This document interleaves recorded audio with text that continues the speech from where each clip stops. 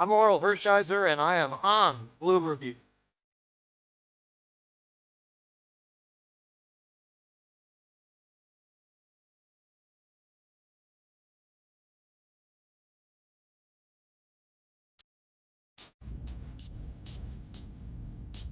Hey, this is Sean Green. You're watching the Blue Review. Bop, bop, Bum, bum, ba-da-da, ba-da-dum, bum, bum, bop, bum. ring.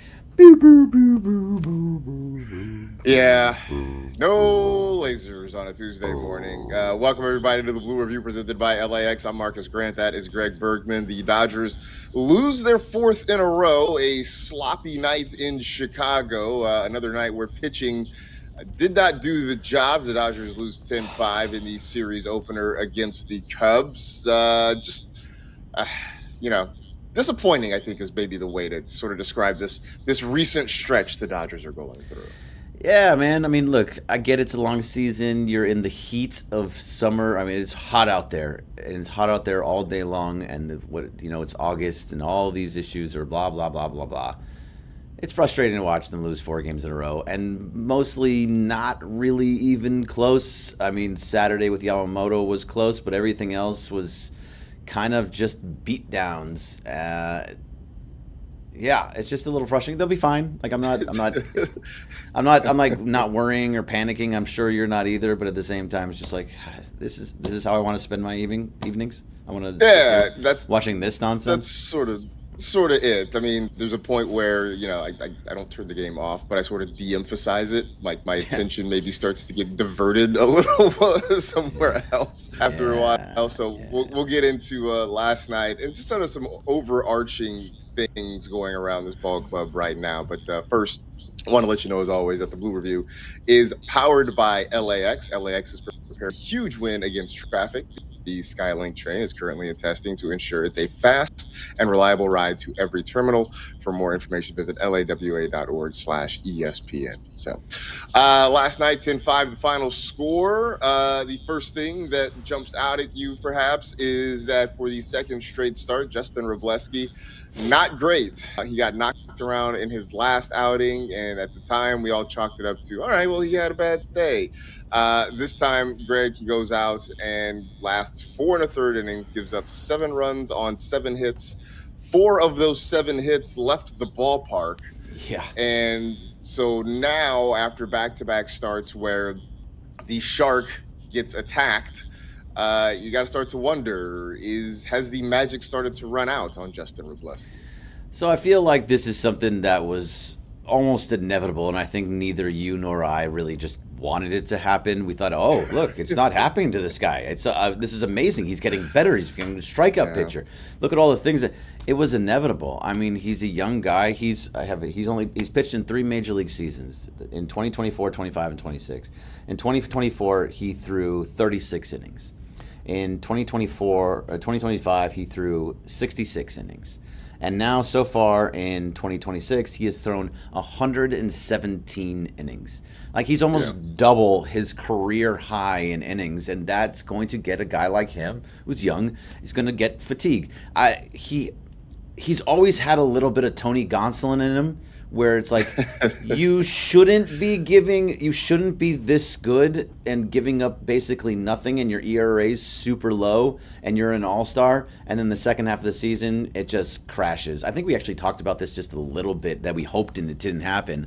And it's Yeah. starting to happen now. Maybe he figures it out. Maybe it is just a little fatigue. The Mark Pryor figures it out for him. But this, if we're being honest with ourselves, we should have expected this a little bit. Probably. I mean, I think you're definitely right, and I think in the text chat, certainly Jeff Spiegel and his nerd stats, as you like to call them, have sort of hinted that this was a thing that could be happening, right? I mean, I think Jeff had said that the nerd stats always pointed toward this potential outcome. I mean, look, I know reading fantasy baseball things and that sort of thing, that the chatter was always like, hey man, you got to move Justin Wrobleski now before the bottom falls out. And like, I think I was with you. I was like, pshaw. He's good. It's never gonna fall out. So I mean, for now, yeah, things have not been great. This does not suggest that it's all gonna be terrible from now on for Wrobleski. But I do think you have to look at that first half as maybe being a little bit more magical than potentially sustainable. And we'll see what Mark Pryor and the coaching staff have cooked up to sort of try to get him back on track. But here's the thing. I don't think he's obviously the only problem. I think you look at this pitching staff lately, Greg, and outside of, say, Yamamoto and I guess Eric Lauer, who somehow has been Wonder Boy. Wonder it's Boy. right. The pitching staff has kind of run into some problems because we've seen Wrobleski blow up the last couple starts. The bullpen has had its issues. I mean, Will Klein, who was so great at the start of the season, has kind of been a mess lately. Pitching staff kind of just going through it, I think, right now. Yeah, and I just wanted to, you're absolutely right. I want to just mention something about Jeff Spiegel's nerd stats. And I was going to say something in the chat last night, and I was like, do I really want to get into an argument right now? No. So I decided not to, and I think that was better for my own health. So he mentions that the nerd stats all said that this was bound to happen. But he does not do that when it comes to Emmett Sheehan. The nerd stats say that he should be better than he is, but the nerd stats are wrong there. So I get this is why at the beginning of the season Jeff and I had this back and forth disagreement that we were on. Like the nerd stats are not everything. You can't watch a baseball game and just go, oh well, he's supposed to have 2 runs better than he actually does. And look, if you just would have done, no, it doesn't work that way. And like the nerd stats are wrong with Justin Wrobleski because he has been better, and it's just the way that he pitches. Emmett Sheehan is not as good as his nerd stats say because he's not. Something's going on between the head and with his mechanics and just not hitting the velocity that he was. So I get the place for the nerd stats. They just drive me nuts a little bit. I sound like an actual MLB player, being like, oh, these fans making up the conversation, telling me whether I'm good or not because they look at a metric. That's just not, they're useful to an extent. It's all, and so is the eye test. I think you have to find somewhere in the middle to understand the way exactly where it all works. But yeah, the pitching staff is a mess. Hopefully we get Tarik Skubal tonight, so we'll see what that does for us. But I think Justin Wrobleski is going to be fine. I think he's going. Hopefully he gets through whatever he's going through. But like we said, it was bound to happen. A guy that pitches to contact, and especially in a park like Wrigley Field, you're going to get smacked. Like if they get a hold of it, they're going to kill you, and that's just kind of where it's at. In a place like Wrigley Field, where I believe the wind was kind of blowing out last night, everything was sort of stacked against Wrobleski. But he gave up some moonshots too yesterday, so that was a thing. Real quick, because you mentioned Emmett Sheehan, he was part of a flurry of transactions that the Dodgers made yesterday. He was sent down to Oklahoma City. This comes along with the Dodgers bringing back Benny Biceps. Welcome back, Ben Rortvet. Welcome back, Hunter Fiducia, who comes back from the Rays in a trade. The Dodgers also get Chris Bubich, who actually still hurt. It may not pitch until September, so this is very on brand for the Dodgers. Getting an injured arm, they can maybe sometimes it's like Andrew Friedman is like, I wonder as a kid, was he the kid that would like bring in the stray kitten that he just found on the street? Nurse it back to health. Right, I'm gonna nurse it back to health. Like, hey, I found this baby bird that fell out of the nest. Let's like fix it up and put it back in the nest.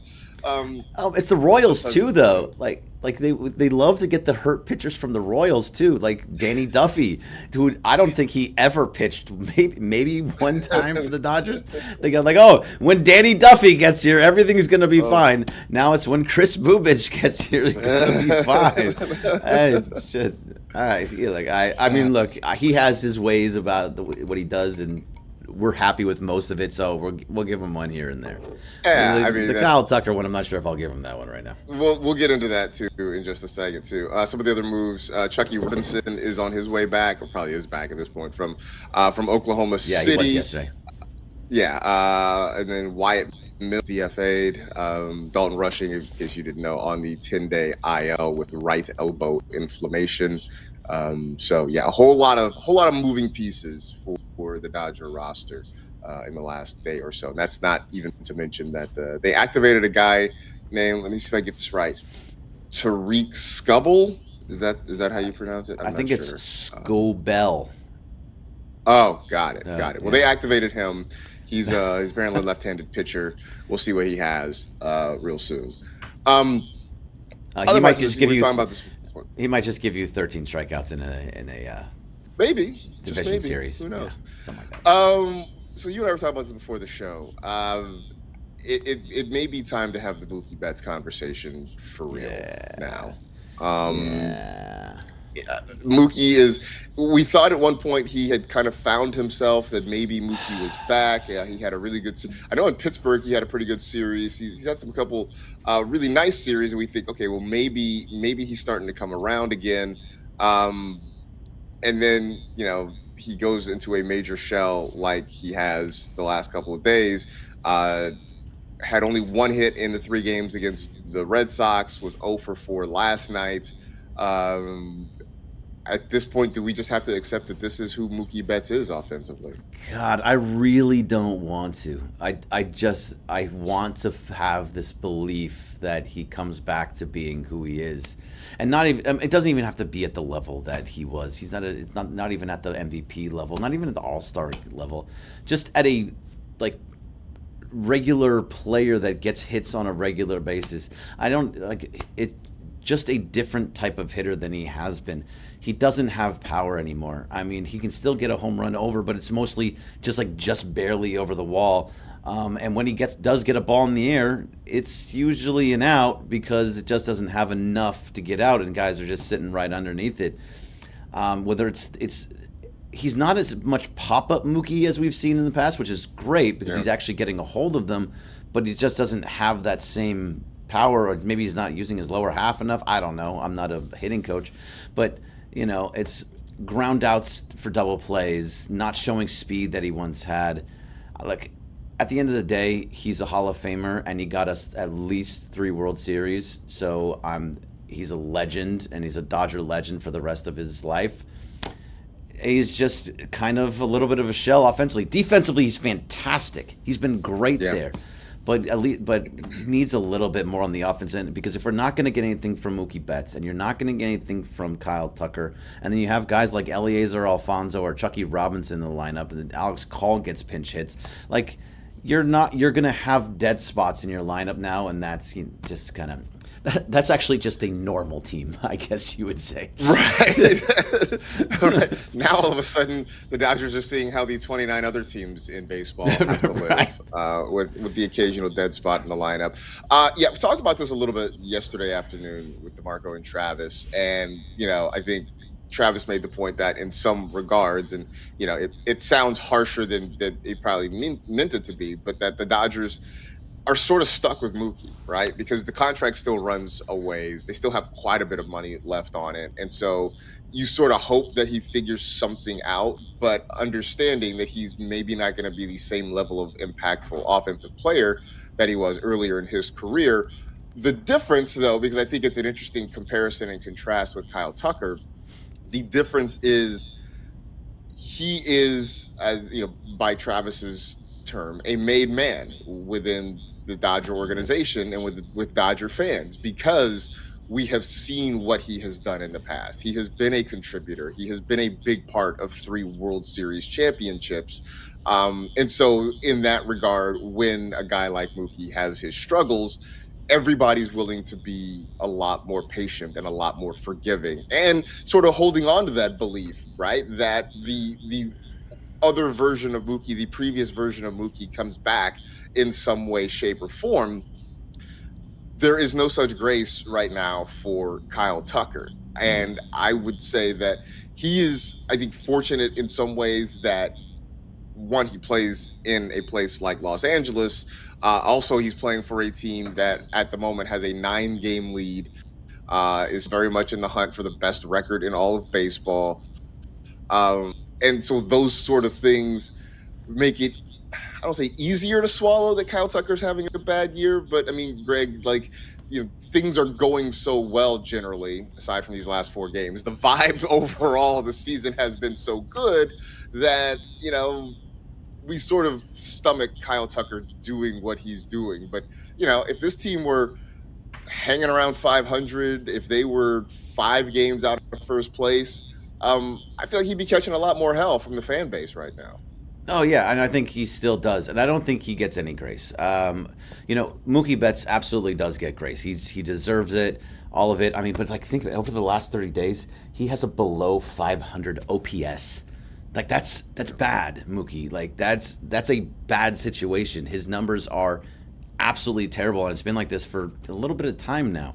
But Kyle Tucker doesn't get grace. You are the new person in here, and people we just went through Conforto. I'll give you what you said, which is the biggest thing of it all to me, is that overall the vibes have been amazing all season long, and so it's to your, I guess it is to a point like, oh, you can push that over to the side because you guys are because the Dodgers are doing so well. But he's your villain. He's Travis's villain. I didn't take it because that was your guy. So, but he is a frustrating watch I went over it yesterday on Sedano and Cap, and I think we might have done it here too. He does nothing well. He doesn't hit well. Currently on this team, he doesn't hit well. He doesn't run well. He doesn't run the bases well. He doesn't field well. He doesn't do really much of anything at a high level. He actually walks a decent amount, so cool. There's your $60 million worth. But I don't think fans are giving him any grace whatsoever because of what he's doing. And it's the issues like he had yesterday. Throwing balls away, not running the bases correctly, and getting thrown out at second by Seiya Suzuki from a ball off the wall. Like, you have to have some speed in there, a little bit more urgency. There's things about him that just frustrate people. And I don't know. I mean, this is the weirder part of it. The fact that he looks like Tom Green kind of bothers me too. I don't feel like that should be like Tom Green is a nut. He's like a weirdo. That's just what he is, and that's his role. That's why we all loved him, because he was a nut job. I don't need you to be that. So I don't know. There's all this stuff that we went through in the past that we talked about last year before he signed with the Dodgers about how he was in the clubhouse was reportedly not great. And it seems like he's still that same guy. Plus, he's not hitting.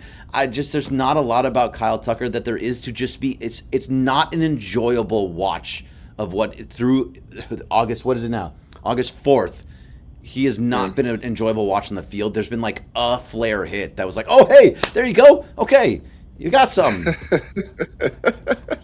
I saw a quote last night. Fabian Ardaya posted this from Kyle Tucker. I'll just read it. It's Kyle Tucker talking about getting booed at Wrigley Field last night, which, him getting booed at Wrigley Field was the easiest thing in the world to imagine, right? I mean, you played there, you weren't great in the second half, then you run off to LA and take big money for the team that everybody hates. Like, you getting booed was, if you didn't plan on that, then I don't know what you're doing. But the quote was, I tried my hardest last year. I tried playing through a hand fracture and calf thing, just trying to get back to the playoffs for them and trying to do what I could to help out the team last year with them. Like, obviously his feelings are hurt. Like, I don't know if this is that he's having a bad year and he's just kind of going through it, or if he just really is kind of miserable. But like, I would think, if anything, in that situation, Greg, it just seems like have fun with it, right? Like, the fans are going to boo you going back to Chicago. You had to know this. And just this kind of butthurt sort of quote. Maybe it's just that he's just really in his own head. But like, I read that and was like, this guy seems like he is just fully miserable right now. Yeah, he feels miserable. And look, but with the season he's having, he should be miserable. This is an awful year.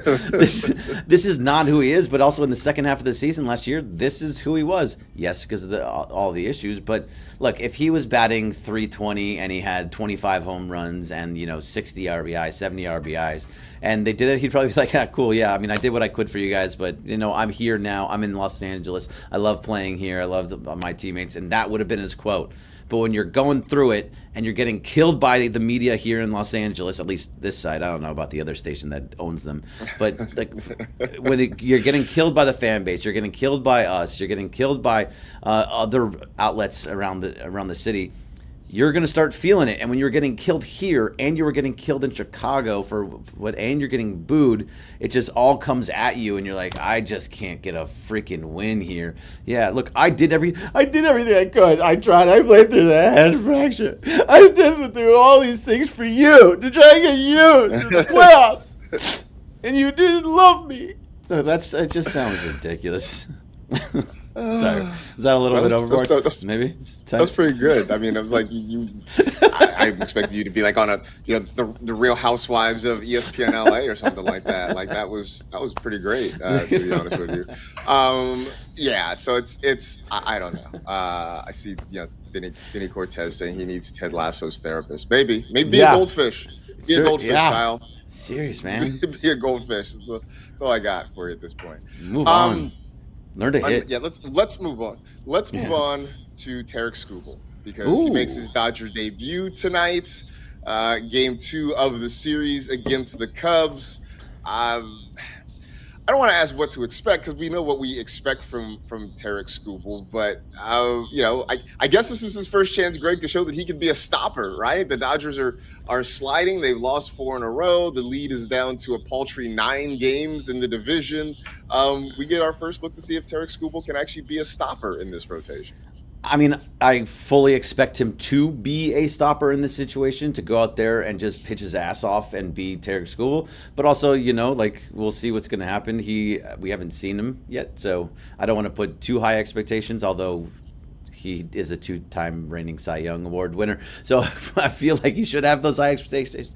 But yeah, I think he's going to do it too because his stuff is just so good, and I'm really, really excited. I'm more excited that the game's at 5:00 also, so that by 8:00 it's all over, and we just get to fully watch him and be like, okay, I watched Tarik Skubal, and now I get to relax for a little bit and do something else. But I think he's gonna be amazing. I can't wait to see what he does tonight and moving forward. And it's just amazing what he's going to do in the postseason. Is just gonna blow people away. I'm so excited for it. Yeah, I mean, I really am. I know we'll definitely talk more about how the rotation stacks up at some point, but it is going to be kind of an interesting decision for Dave Roberts and the coaching staff is like who ultimately is the number one. Although, are you just decided that Yama has it locked down, or does Skubal have a chance to maybe pitch his way into that number 1 spot in the playoffs? I know that Travis yesterday was saying, oh, no, it's Yamamoto. He's number 1. And I was like, look, I think Yamamoto is the best pitcher in baseball, and you can't change my mind otherwise.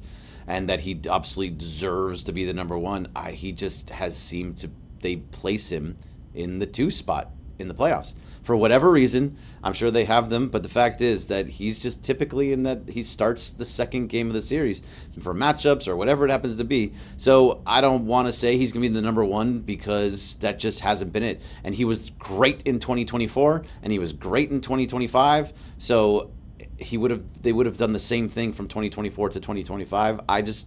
It seems like they want him in the 2 spot, but hey, look, if you're not going to get a complaint either way. If Tarik Skubal's game 1 or Yoshinobu Yamamoto's game 1, I am not going to shed a tear because oh, how dare you for either one of those. It's whatever you want, but I think Yamamoto's the best pitcher in all of baseball, and don't even try to change my mind. It's not going to happen.